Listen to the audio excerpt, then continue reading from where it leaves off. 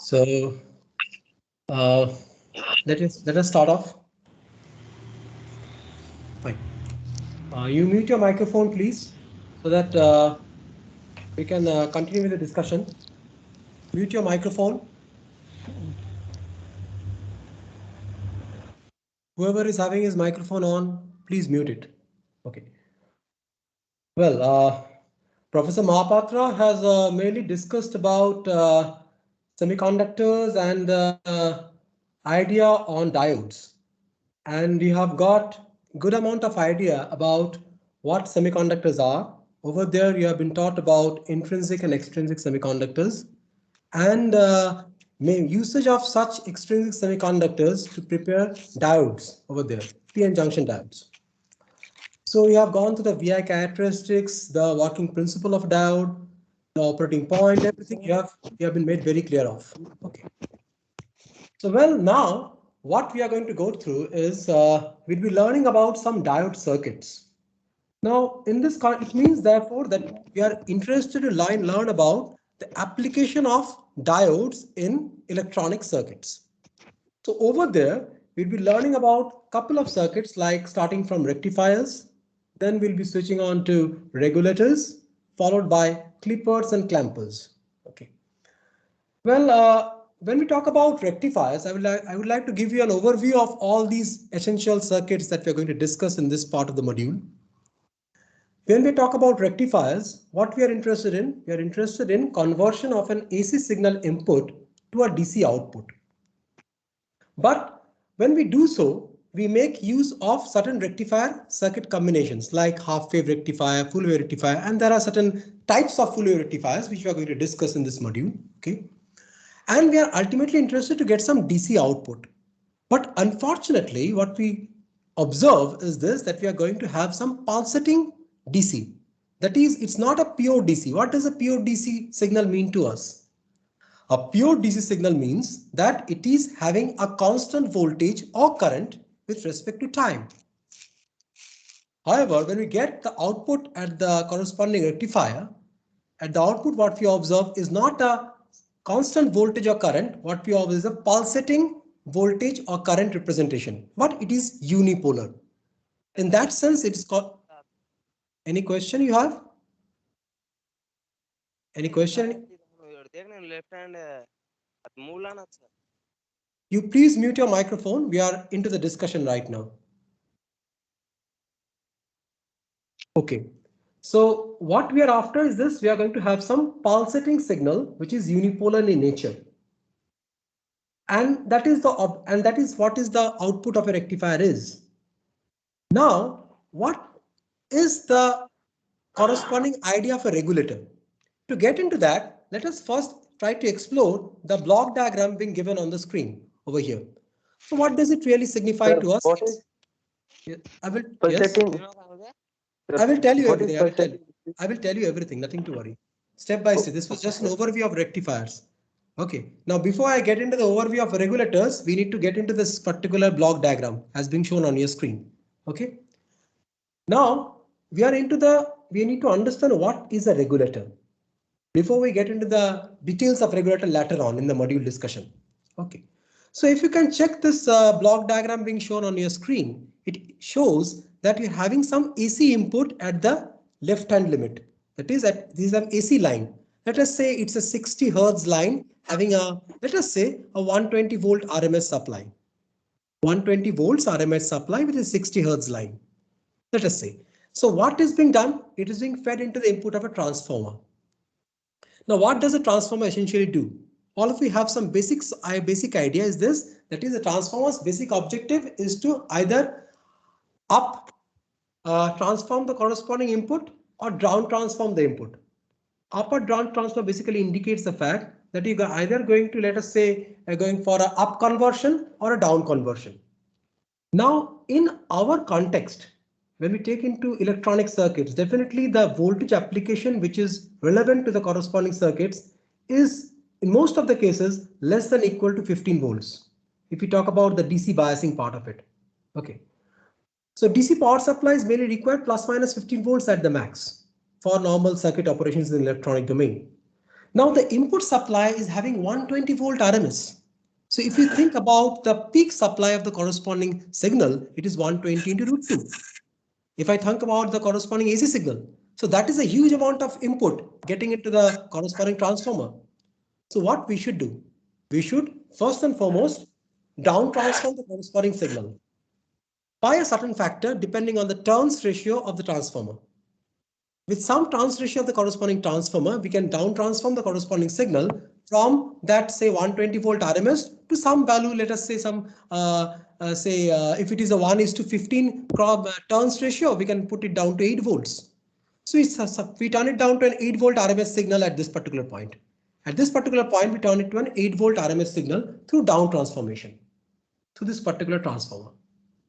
After that, the signal that we observe at the input of this rectifier unit, because this input is coming to the input of this rectifier. This signal is actually this sinusoidal signal, as you can check on your screen. It's an 8 volt RMS sinusoidal signal. Let us say 8 volt RMS sinusoidal signal. So what does the rectifier therefore do? Now here we are having different forms of rectifier, as I was talking about, half wave and full wave rectifiers. So when we put this signal into the rectifier, at the output of the rectifier, what we observe is this kind of a signal. So what is the difference between this signal and this signal? These two signals. Difference is this, that the signal which is there on the left of the rectifier is a bipolar signal or an AC signal, as you can check out. However, the signal which is there on the right of the rectifier, indicating the output of the rectifier, is basically a unipolar signal, which is close to the DC representation. It's not DC obviously because it's not having a fixed voltage or current. It is also varying with time, as you can check on your screen. It's a very varying signal. It's not a fixed signal over here. Now this variation which has been shown at the output of the rectifier, this variation is having a representation where it's giving you a unipolar signal fine, but it is giving you an idea of a pulse representation. Some kind of waveform pulses are coming into the corresponding picture, as you can check out. Now the outcome that has been shown over here is the outcome of a full wave rectifier, because ultimately in our practical applications, we are mainly interested on full wave rectification operations. Because half wave rectification, what it means, I will tell you later on, though you have some idea, we are wasting certain amount of the input signal. We do not want to waste the input signal, any part of the input signal. We want to rectify each and every segment of the input signal. So hence what we observe kind of output is like this one, where both the halves of the input signal are being rectified and converted to an unipolar form, but it is pulsating in nature. It's not fixed with respect to time. That is the output of the rectifier. Now that output of the rectifier that we're observing, that comes into the input of this corresponding filtration unit. Sorry, it's coming to the input of the corresponding filtration unit, filter. Now what is this particular idea of a filter? Filter essentially means that you are trying here, I mean in this particular context, to be more appropriate, filter essentially means you are mainly trying to understand the low pass component of the input signal. Now look, when you are getting into an AC signal, what does an AC signal basically represent? It's giving a signal having some significant level of frequency representation. Pretty obvious. Now, if you are converting an AC signal towards DC, now if you are being asked, what is the frequency of a DC signal? Answer is 0. There is no frequency of DC signal because it's a constant voltage or current. But what we are observing at the output of the rectifier is not a constant voltage, but it's a pulsating signal, as been shown. So this is also having some good level of frequency representation because it's having a variation with respect to time, though unipolar.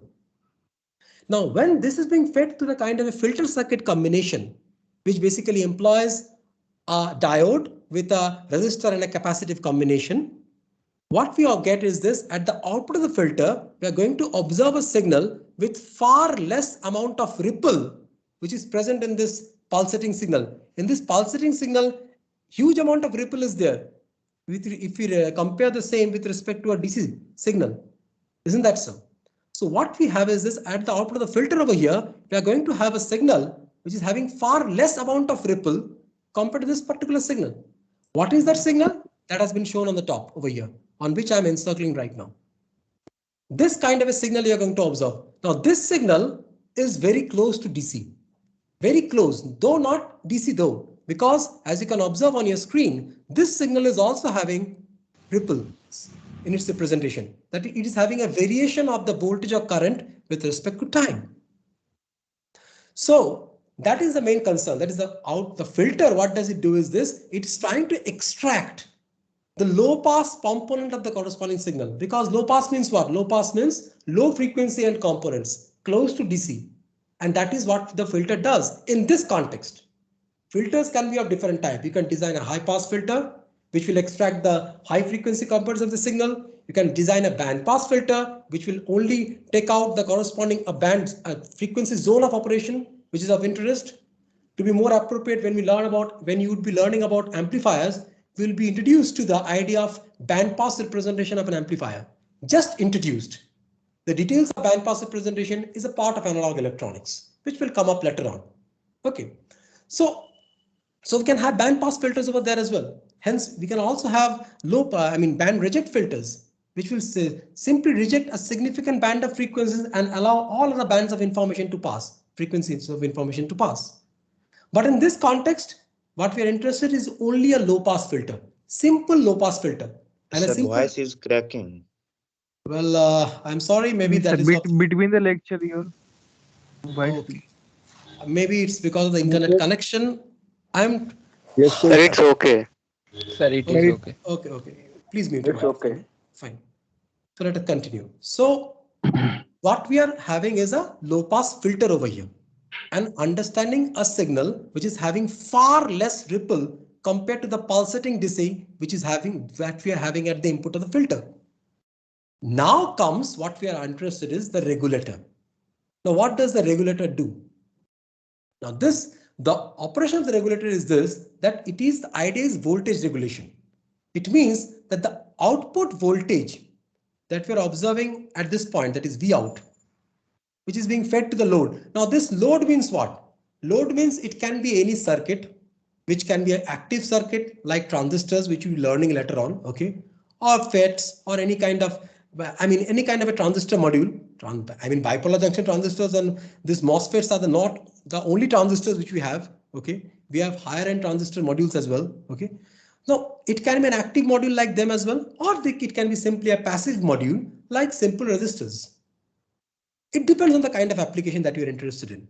So that is the part of the load which we are not that of concern to us. What is of concern to us is this, that is the input to the load. The input to the load is this V out. Now what we want is this V out should be constant.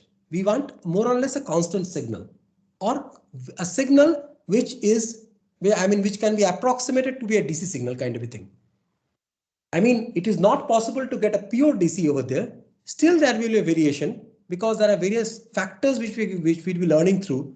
There may be factors like variation in the supply voltage, there may be factors like variation in the load. The load that we are having over here, that is also giving a significant contributing factor. If the load varies, then the V out will change. If the input signal AC over here, this varies, then also the V out will change. But the point is this, the regulator circuit will work in such a way. I'm talking about this regulator circuit. It will work in such a way so that this V out will have minimal amount of variation. That is the objective of the regulator, which we are going to learn after we understand rectifiers. Okay. Now here, when we talk about regulators, we'll be learning about regulator circuits, making use of a kind of a diode called Zener diode. Now, there are basically two forms of diodes which we have in the normal context, circuits which we talk about, very standard circuits. Either we go for a normal diode which can have avalanche multiplication in the reverse domain, or we can have Zener diodes which have a different way of transmission of carriers in the reverse domain. Reverse means what? Reverse bias domain of the diode. In the forward bias domain of the diode, when the diode is under forward bias, by this time you are quite aware of what is forward bias and reverse bias. So when the diode is under forward bias, there is explicitly no difference between a Zener diode and a normal diode. However, when the diode becomes reverse bias, there is a lot of difference between the operation of a Zener diode and a normal diode. Normal diode, I would like to enforce the fact that by normal diode we mean avalanche multiplication is going to get into there under reverse bias when the reverse biasing voltage exceeds a certain limit. Just to add on at this particular point of time, when we talk about Zener diodes, normally the Zener diodes breakdown voltage due to which this regulation property comes into effect under reverse bias through Zener diodes is less compared to normal diodes. Let us say, let me give you an example. If for normal diodes the avalanche multiplication starts off and accordingly there is a huge change in the current with more or less a small amount of change in the corresponding reverse bias. Yeah. Your screen is not moving, sir. I have not moved the screen yet. I'm just discussing my Okay. points. Okay, not to worry. So in the, I mean, what I was talking about this in the avalanche multiplication, there is a huge amount of variation in the corresponding current in the reverse cycle, in the reverse bias context of the diode. Okay, but and the same thing happens in the Zener case as well.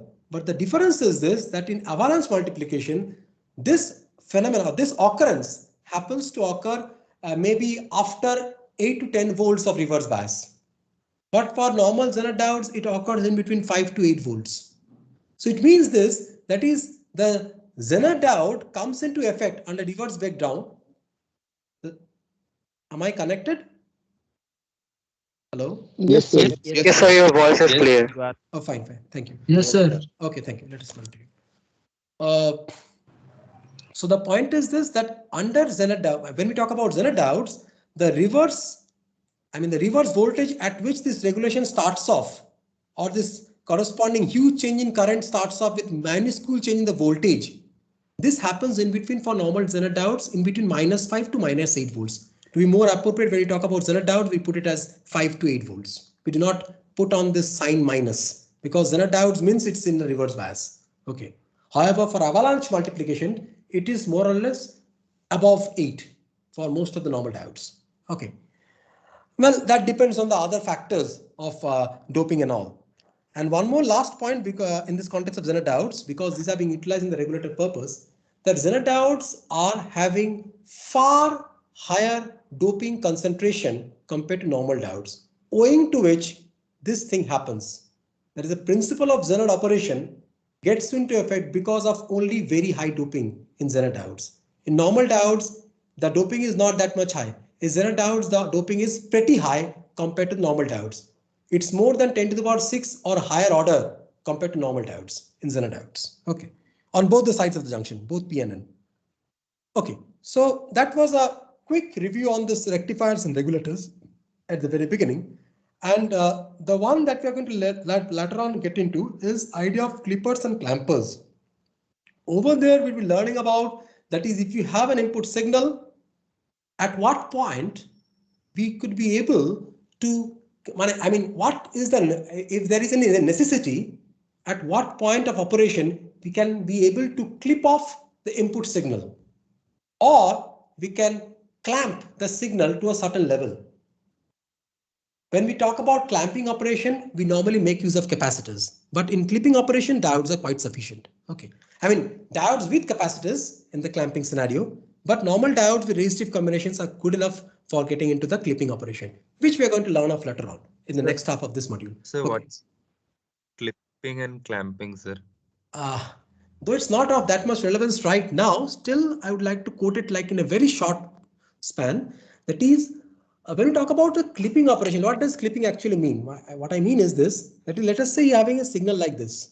Okay, so when you're clipping it off, it means that is you're simply having this kind of a signal. Then let us say that is the signal which has been given on the left.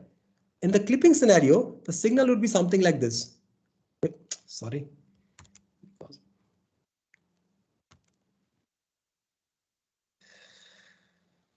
Maybe like this, again like this, like this. Look at this signal. Let us say this is the signal that you're feeding and this is your clipped operation, clipped outcome. What does it really mean to us? It is simply clipping off the negative end of the signal. The negative part of the signal is simply clipped off. It's been clipped off. Maybe that is not of any usage. It depends on the application that you're getting into, which we'll be discussing later on when we get into the clippers and clampers. and some part of the positive half cycle towards the peak has been clipped off. Look at this segment. Look at this segment.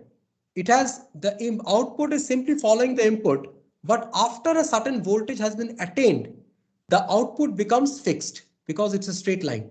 Again, when the voltage becomes lower than the particular threshold level, again the output follows the input, and this is the kind of an representation. Okay, and the second half is completely being clipped off. This is not there. So that is the kind of a clipping operation. Sir, Yeah. I have a doubt in the clipping process. So we can tell that it is a partial type of rectifier because the downside. Not fully. Yeah. It's a partial type of rectification as well, definitely. It depends. Let me tell you one thing. It's not necessarily a rectifier because the clipping may not have like this. That is, for example, I mean the signal that I have right now drawn on the screen. To just discuss the point, in that half I have simply clipped off certain portion of the positive part of the signal and entire segment of the negative part. In that sense, you can put it as a rectifier. In that sense, partial form of rectifier, what we can say, but it may not be like that. You can have the some portion of the positive half clipped off, negative half is present as it is. That can be there. I mean, the positive, negative, both are there, but some portion of the positive signal is being clipped off. That has got certain that has got certain importances because in that way we can combat some unnecessary or we can remove some unnecessary information which may be detrimental for the circuit operation. So, okay, sir. Thank you, sir. That is the main point over here. So it's not an actual rectifier, but it can be a kind of a partial rectifier if you put off the negative part as well. Yeah. Next question. I was asking that only because Yes. Any question? You take that. No, I have not taken the attendance. Okay. We are not finished with the class. I will take the attendance at the last. Okay. Now let's switch on to the next screen. Too much we have discussed in this screen. So what is avalanche multiplication? Look, I think avalanche multiplication should have been covered in the diode part itself because here we are discussing on the diode circuits. Okay, I will discuss on this part about Zener and avalanche in detail at the end. Let us discuss about the circuits part first. Okay, without wasting too much amount of time. Okay, not an issue at all. Now, as I have already mentioned everything, so it's clearly mentioned on the need of rectification and all. So just a point to be add on, which what I want to add on is this. That is, why do we really need this DC supplies? Because ultimately, as I was talking about the output of the regulator, you're having a DC signal kind of a thing, which will have least amount of variation with respect to the input variation or load variation. That is what our objective is if we have a DC supply. Now, this DC supply is being utilized for the purpose of biasing a circuit. Circuit biasing, which we will be learning specifically when you talk about transistors, because that will give you a far better idea over there. Okay, AKM sir is going to get into that particular module. Okay, so you'll be learning about transistors over there, biasing of transistor circuits. So for the biasing purpose of the transistor circuits, we need some DC biasing. Please mute your microphone. So we need some DC signal for the purpose of biasing. Now the question is that automatically that comes up as being already it's being used in amplifiers for biasing segment. Now why this biasing is so much important? Because of which we are stressing on this rectification, regulation and all, and trying to get into a DC signal. Why is this biasing is so much important? Just a point to share with all of you, though we are going to have a full discussion on it when you get into this transistor biasing later on. Why is it important? It's important because that when we have any circuit into operation, we are mainly concerned about the stability operation of the corresponding circuit, whether the circuit operation is stable or not. To be more appropriate, if I take into account transistors, in transistors we mainly have three zones of operation: cutoff, saturation, and active. If I talk about bipolar junction transistors to be more appropriate. So over there, if we are trying to utilize that BJT as an amplifier, you know what an amplifier means, nothing to explain. Okay. To act it as an amplifier, we have to restrict the operation of the bipolar junction transistor in the active zone of operation. What it is, you will learn it later on.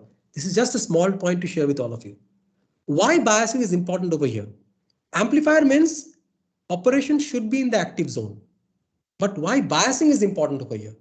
Biasing is important because when you put some input signal if you have, let us say you have biased the circuit making use of some DC power supplies. Okay. Now you are feeding some input signal and checking the outcome of the corresponding input. And accordingly observing what is the level of amplification coming from the corresponding circuit. Okay. So in the particular process, it should not be like this, that the outcome switches on to the saturation zone or any part of the outcome moves to the cutoff zone. It should be restricted within the active zone if it is acting as a pure amplifier. That is a must. That is a must.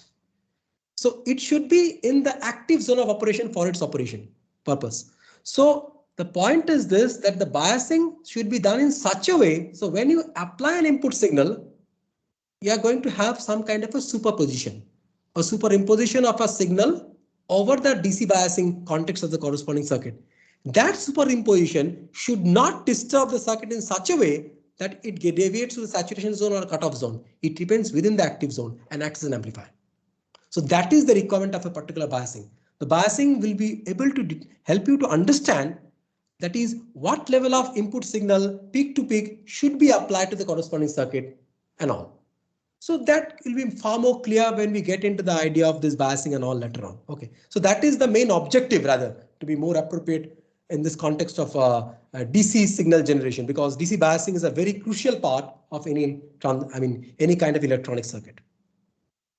Now let's have an idea about this corresponding rectifiers. As you can check on your screen, these are the fundamental rectifiers that we are really interested in: half wave rectifier, full wave rectifier, and bridge rectifier. Now, to be more appropriate, full wave and bridge rectifier, both these are actually full wave rectifiers only. I mean, what I mean to say, that both halves of the input cycle are getting rectified. But in half wave rectifier, only one half of the input cycle gets rectified. Let's check out what it is all about.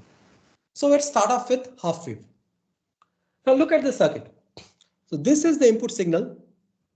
As you can check out, this is a transformer. Range of voltage on which rectifier works. Range of voltage. Sure. Why not? Now look, when we talk about electronic circuits, and we are basically making application of diodes with resistive or other capacitive combinations, the range of voltage that we normally encounter for our purpose is very low, in between 8 to 30, let's say 8 to 25 volts, for example. If I talk about normal half wave, small half wave and full wave rectifiers, 8 to 25 volts is good enough. We do not need any higher amount of voltage, because that is the main objective of rectifier. I mean, what is the objective of the rectifier? Objective of the rectifier is to move on to a signal which is going to give you a DC signal. Now that DC signal which is being utilized for the biasing purpose in any electronic circuit is in between plus minus 15 volts. So to get a signal which is either plus 15 volts or minus 15 volts, we do not need any kind of a signal higher than 30 volts peak to peak. We do not need that amount of signal. So that's pretty obvious. So that is the range of voltage what we can talk about in this context of rectifiers. Okay. So this is your input signal. As you can check out, a sinusoidal input. This is the half wave rectifier circuit. At the input end, you are having a transformer combination, which is basically a step down transformer, step down transformer. Let us say, as I was talking about, you're having a 120 volt RMS signal. So at the input end over here, at this particular point, that is on the left of the diode at the anode end, it should be, if it is having 1:15 turns ratio. So 1:15 turns ratio will give you 8 volts RMS. So an 8 volt RMS signal will come into the context, and accordingly the rest of the operation will get into the scenario. Fine. So this is the basic circuit of a half wave rectifier, as you can check out. So how does it really happen? Yeah. Sir, before using rectifier and after using rectifier, peak voltage is necessarily same or not? The peak voltage that we are having, I will quote everything, nothing to worry. I will say about everything. I will come to your question because it's a part of the discussion itself. Now let us say this is the circuit, as you can check out. Now this is a very fundamental and very trivial circuit for a half wave rectifier operation. So what you are employing a diode, a silicon diode, for example, and a resistor, which is the factor R, resistor unit R. So when you do so, at the outcome, that is at the R end, the kind of output that you're going to observe is the one given on the right. So what do you observe is this, that one half cycle, to be more specific, the negative half cycle of the input waveform on the secondary side that we are having, that is getting completely clipped off. This is also kind of a clipping only. It's simply getting clipped off. It's not there. So therefore, what the kind of output that we are having is a unipolar signal, definitely, but one half is not there. So what is the bad side? Bad side is this: we are unnecessarily losing some part of the signal information. It's not like this that the negative half cycle of the information is not having. Yeah. Sir, then in that part, there will be no current, then the circuit will fail. Yes, I will tell you. Not to worry. Now look here. The segment is this, that the negative part which is simply getting clipped off. Whatever information, there may be a lot of crucial information over there. Now that simple that level of crucial information which is present at the negative half cycle of the corresponding AC input, that is simply not getting into the picture. As it is simply getting clipped off. So at the outcome, at this across the resistor R, the load current or the load voltage that you are observing is the one given over here. And in that sense, we are simply losing that information. You're not having any kind of a current flow. How is it really working? Let us check. I think it's there. Yeah. Now look at this particular operation. Just have a look. I will explain. Look, this is the input waveform. This is the combination as being shown, plus terminal minus potential, plus potential minus potential for the VI input. We are having the diode, we are having the resistor as being shown. So in the case of the positive half cycle, what really happens? The diode becomes essentially a short. Now here I would like to quote one thing. All of you have studied about the cut-in voltage of a diode. Normally for cutting voltage of a diode is in the range of, when we talk about the forward biasing context of silicon diodes, it's in the range of 0.6 to 0.8 volts. 0.6 to 0.8 volts for normal silicon diodes. It's to be more appropriate is in between 0.65 to 0.77 volts. Okay. We put it in the form of 0.7 more or less for our normal understanding. Okay. So when we put it like this, what are we essentially assuming? We're assuming that the value of VD is not 0.7, it is equal to 0. Look at this, it's a simple short. It's a simple short. It is an assumption. I repeat, it is an assumption. So therefore, if I put it as a short, what does it really mean? It means that the output V0 is simply going to follow the input information Vi. So V0 should be equal to Vi for the positive half cycle, and hence you're obtaining in the positive half cycle this kind of waveform. And the peak information of the V0 cycle is equal to the peak information of the input, that is Vi. The Vi is input, and that the value is equal to Vm.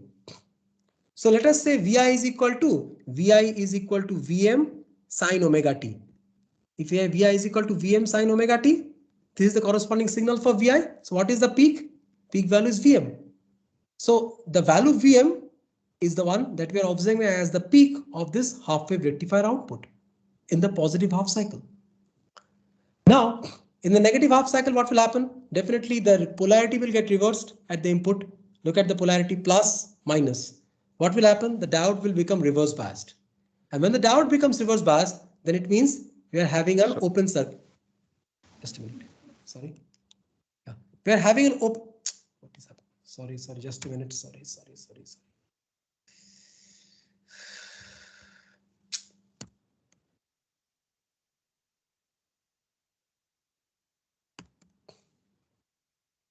I think now it is. What is happening now? 75 should be fine. Okay.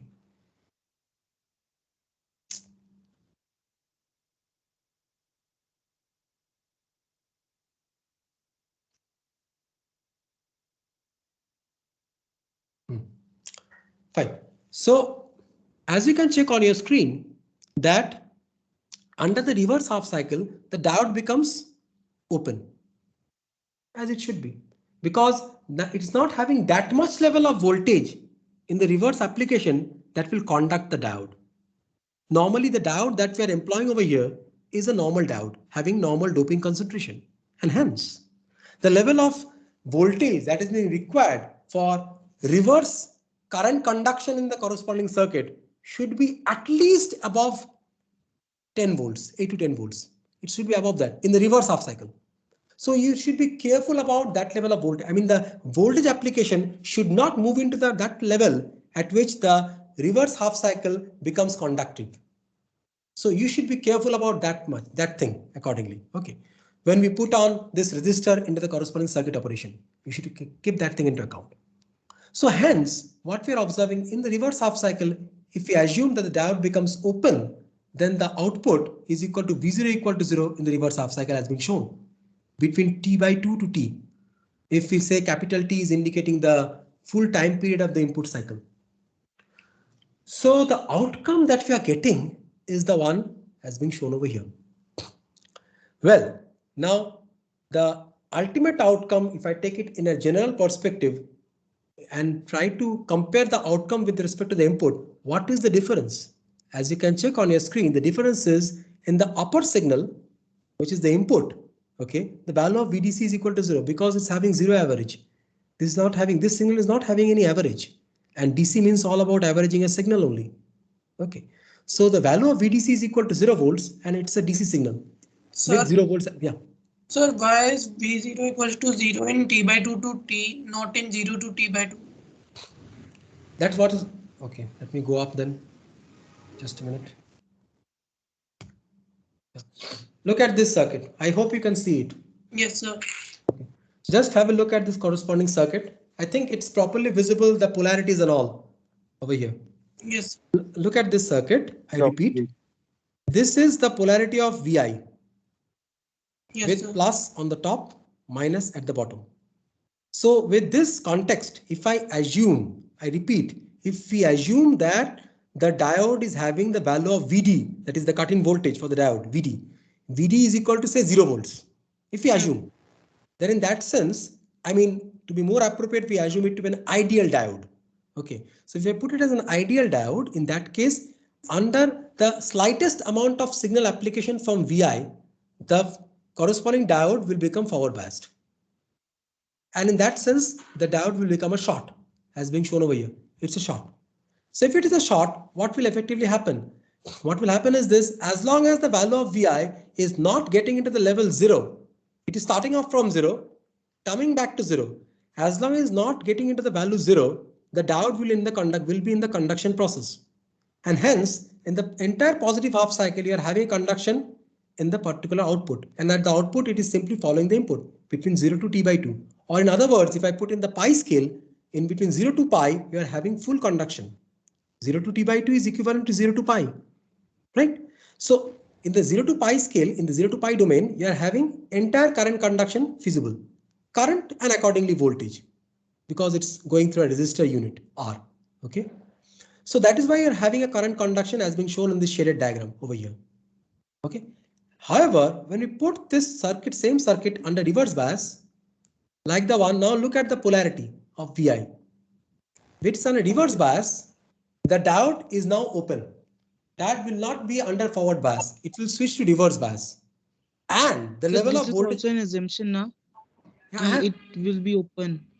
No, it's not an assumption. Look at this point. This is the anode end of the diode. This is the cathode end of the diode. The cathode end of the diode is having higher potential compared to the anode end, and effectively it is on a reverse bias.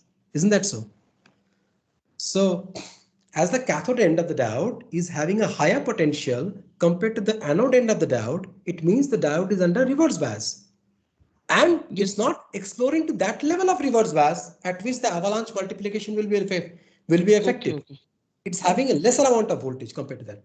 If that had been the context, then this also, as being shown over here, being open, will not be open. It will become a short. But it is shown to be open, assuming that the level of voltage application is not to the avalanche level. It is definitely less than that in the reverse biasing context of the diode. And hence, it's being shown to be open. So if it is open, there is no chance of any current conduction because it's an open circuit. And as the loop is not completing the current conduction process, there is no chance of any idea of getting into kind of voltage application across the resistive unit R. And hence, the outcome is equal to your 0 volts. Okay, sir. Okay. So Sir, now जो energy loss होता है वो किधर जाता है? Now look, in this context, we are having a signal with significant amount of energy. Now that energy that you're having, that is the energy that is lost jo hota hai, that is getting into the idea of heat. Whatever energy loss happens, it will simply get dissipated as heat because simple active passive circuit. And in this passive circuit, there is no other way of distributing the corresponding energy. It will simply get lost as heat over there. Heat loss. तो sir ऐसे तो rectifier खराब हो सकता है जो half wave rectifier है वो. No, it's not that. Obviously, it will not be that much level of energy loss. That much not. It won't be that much level of heat dissipation so that the diode will burn out. Definitely not that much level. Okay.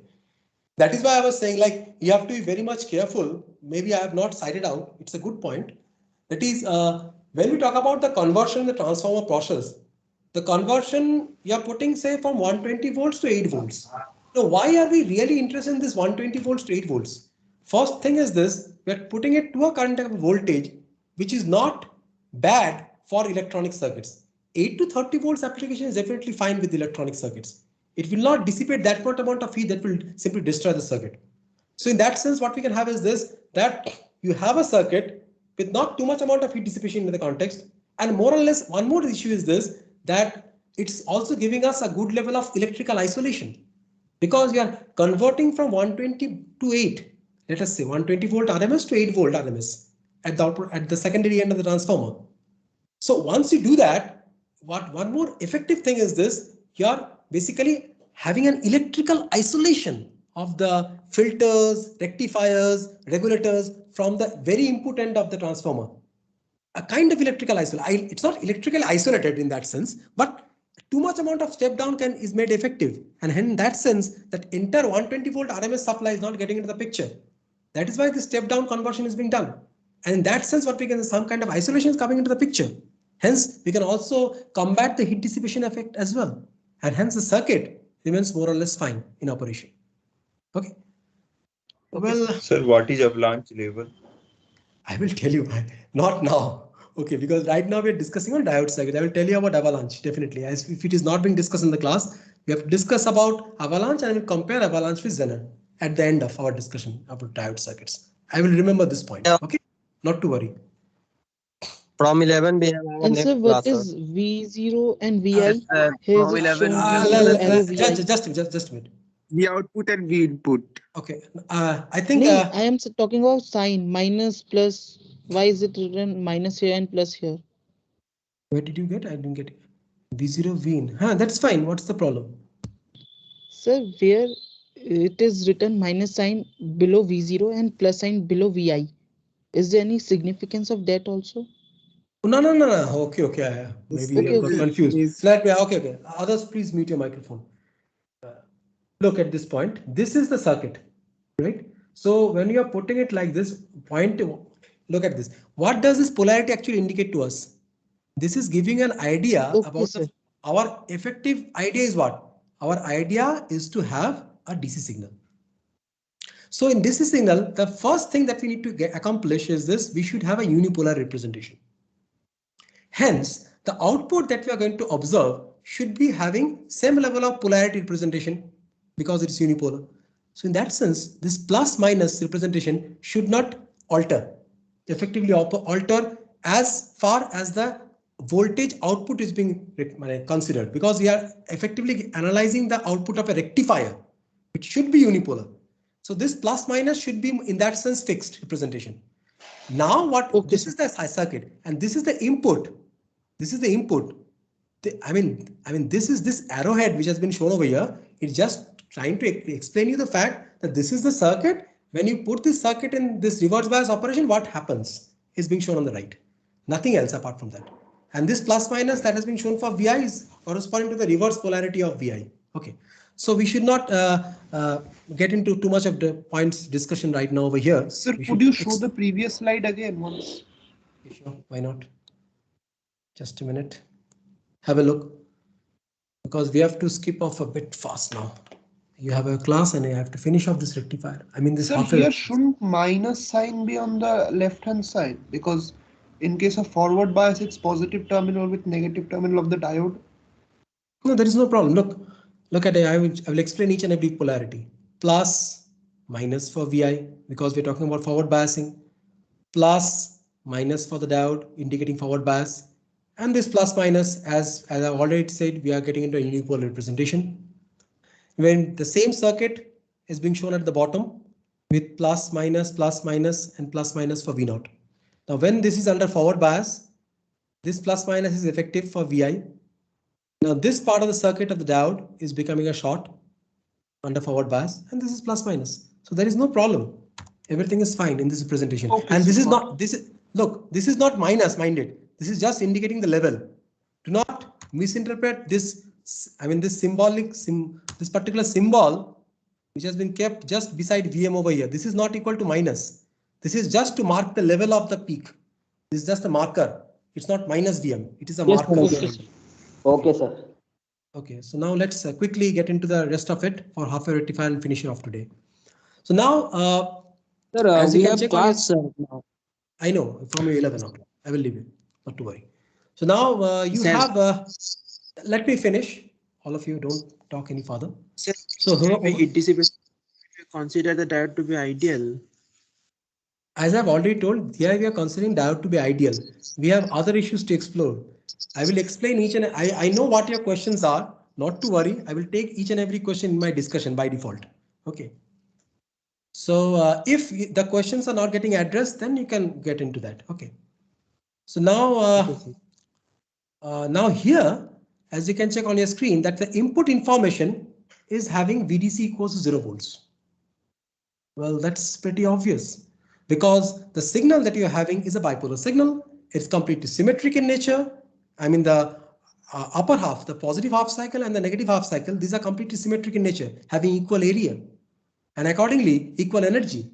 In that sense, the corresponding VDC of this particular signal should be equal to 0. Now, when we talk about averaging the signal, that is 1 by 2 pi. If I get into 0 to 2 pi integration of Vm sine omega t, that should be equal to 0. That's pretty obvious. Now, if I get into the output of the rectifier, the outcome that we observe is like this. Now, if you have been asked what is the average level of this particular signal, the average level is definitely not equal to 0 because now you are having a unipolar signal. And the output average level that you are going to observe, which are going to get into this in this mathematical representation. I will quickly get into that part and end of today. That is equal to Vm by pi, and Vm by pi is equal to this 0.318 Vm. That is equal to VDC, has been shown by the dotted line over here. Okay. This is the average signal representation. I'm not talking that the dotted line is the signal that we are observing. This is just an average signal idea that we are having from the half-wave rectifier outcome. Just an idea, not the real signal. Real signal is the one that you are checking on the screen. The sinusoidal representation for the forward half cycle and the negative half cycle being clipped off. That is the real thing that you are observing.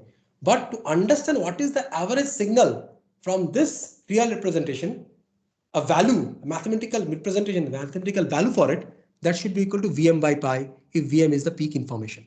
Okay, that is Vrms into root 2. So the rest of it, just to finish off rectifiers, as you can check on your screen, that is the value of IL should be equal to Im sin omega t. If I talk from the point of view of the current, when between omega t 0 to pi, and it should be equal to 0 when omega t is pi to 2 pi. Now the rest of it is pretty obvious. Now if I want to understand what is the average value of the DC current, so what you should do, we are going to get into the averaging, and this is the way we calculate the average. 0 to pi integration. Why are we talking about 0 to pi integration? Rest of it is pretty of 1 by 2 pi, 0 to pi, IL d omega t. Because from pi to 2 pi, it is equal to 0. There is no point of carrying out any integration over there. Pi to 2 pi. So if I carry out this integration and put this factor Vm sin omega t to be equal to Vi, and the information goes like this, that the diode is having a forward resistance equal to Rf, load resistance is having a factor equal to RL, then the current that we're representing in the sinusoidal scale in the forward half cycle should be equal to Vm sin omega t divided by Rf plus RL. That is the value of IL in the forward half cycle, and the limit of the forward half cycle is between 0 to pi, because from pi to 2 pi it is equal to 0. But we are averaging for the entire cycle, hence it is equal to 1 by 2 pi, averaging over the entire cycle. So if I get into this integration, we can easily observe that the outcome that we get into, it's shown, though being shown clearly, is equal to Im by pi for the current, and accordingly should be equal to Vm by pi for the voltage. Okay. So what does RF and Sir, why RL? are we integrating with respect to omega t? RF and RL stands for? Look, this omega t is giving you the angle information. Omega t is giving you the angle. We have Vm sine omega t. If I represent the signal like Vm, you can put it like say Vm sine theta. If it is Vm sine theta, then it should be d theta. Instead of omega t, you just put a theta. That is in radians, the angle, the angular information. The change in the angle at theta. Where Theta is RF equal and to RL are? RF, as I have told, I already told about that particular point. I repeat, RF is indicating the forward resistance of the diode, and RL is indicating the load resistance. So RF and RL are in series, as you can check this circuit. RF, though it is being shown to be equal to R, actually what I mean is here it is RL according to that, that mathematical exploration. This R is equal to RL over there, and the forward resistance of the diode over here is equal to RF, assumed to be RF. Though I would repeat that we have assumed ideal context, and hence we have kept this thing into concern. It's shown to be a short. So ideally RF should be equal to 0. But if we put some practical value of, because we are having some practical value of VD, so hence there should be some practical value of RF as well. I will talk about the explosion of VD later on. Okay, not to worry. So hence what we observe is this, that it should be equal to Vm sine omega t by RF plus RL in the practical scenario. And if we explore that thing, ultimately what we observe in the practical scenario, that is equal to Im by pi from the current point of view. And if I take the voltage thing, it should be equal to Vm by pi. So before we end today, because we are almost close to 11, just 2 minutes left. Now if I get into the idea of the root mean square value, just have a quick look. We are carrying out the mean of the square signals. We are taking the mean and then we are taking the root over the square root. So root means square. So if you take up the RMS value or the root mean square value for the load current, okay, so this is the corresponding idea, as you can check out. And from here we are having the value of RMS to be equal to Im by 2. Sir, it must be root 2, no, sir? No, root 2 For half wave rectifier. that is for full wave. No, At this point it is fine because it's about half wave rectifier. When you talk about full wave rectifier, it will be equal to root 2, not to worry. Okay. Now I think we cannot get into this exploration of ripple factors because I have to talk about this ripple factor in bit more detail. Mathematically everything is fine, but some physical explanation is required. Sir, please share this PTA for PPT in group also in channel. Not to worry, let me take your attendance. class hai, sir. I know that, so I will take attendance and let you go. Just a minute, all of you be there. Simply take the attendance and all of you can move. So share the recording also. thank you, sir. It's already there in sir. Just a minute, all of you be there, don't leave. 1 minute. Let the file get downloaded first. Oh, fine. Thank you then. Recording will be there in MS Teams only, not to worry. Thank you, sir. May we leave? Okay, sir. Thank you. You can leave. Thank you, sir. Thank you, sir. Thank you, sir. Thank you. Sir, Please share the Thank you, PDF. sir. Thank you, sir. I will share, and the recording will be there in MS Teams only, not to worry. Okay. PDF. Okay. Thank you, sir. Thank you. thank you, sir. Apology multiplication. Thank you.